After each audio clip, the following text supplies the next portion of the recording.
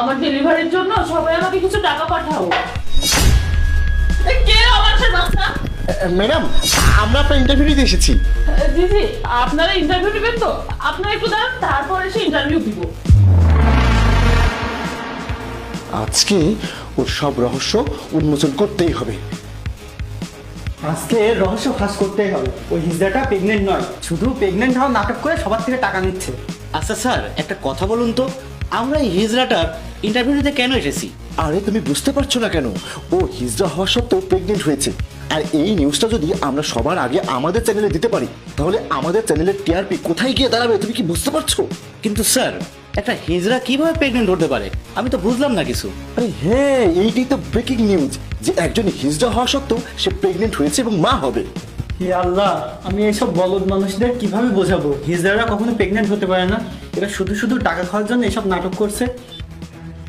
জি, আমি ইন্টারভিউ দেওয়ার জন্য রেডি। এখন বলুন, কখন ইন্টারভিউ শুরু করবেন?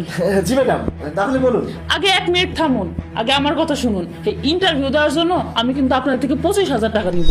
25,000 টাকা? স্যার, বেশি টাকা চাচ্ছে না? হ্যাঁ, বেশি তো চাচ্ছে, কিন্তু টাকা তো একবারই 25,000 দিতে হবে।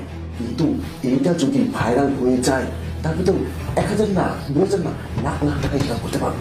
স্যার, আমার কাছে মনে হচ্ছে না যে ওকে 25,000 টাকা দেওয়াটা উচিত হবে। কিন্তু তাও আপনার যেটা ভালো মনে হয় আপনি সেটাই করুন। দেখুন, যদি ইন্টারভিউ নিতে হয় তাহলে তাড়াতাড়ি শুরু করুন।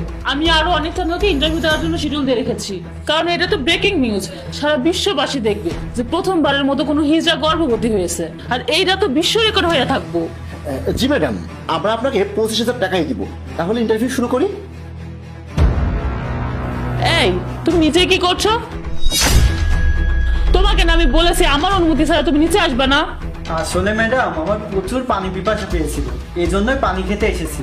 ঠিক আছে, তাড়াতাড়ি পানি পান করে উপরে যাও। ঠিক আছে। জি ম্যাডাম, তো এবার বলুন, এটা কিভাবে সম্ভব হলো? দেখুন, যাই বলুন না কেন, এটা পৃথিবীর বুকে প্রথমবারই হয়েছে।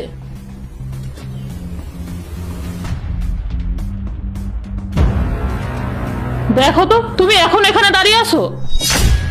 এই, তুমি কি করছো? তোমাকে না একবার বলছি উপরে যেতে? জি জি, এখনই যাচ্ছি। হ্যাঁ, তারপর বলুন, কি কি প্রশ্ন আছে আপনাদের? আচ্ছা দেখুন, আমার না আপনার উপর একটু সন্দেহ হচ্ছে। আমার মনে হচ্ছে যে আপনি যা যা বলছেন সবই মিথ্যা। এই দেখুন, আপনারা ফালতু ফালতু কথা বলে আমার সময় নষ্ট করবেন না। আপনারা ইন্টারভিউ নিলে নেন, না নিলে এখান থেকে যান। হ্যাঁ বলুন।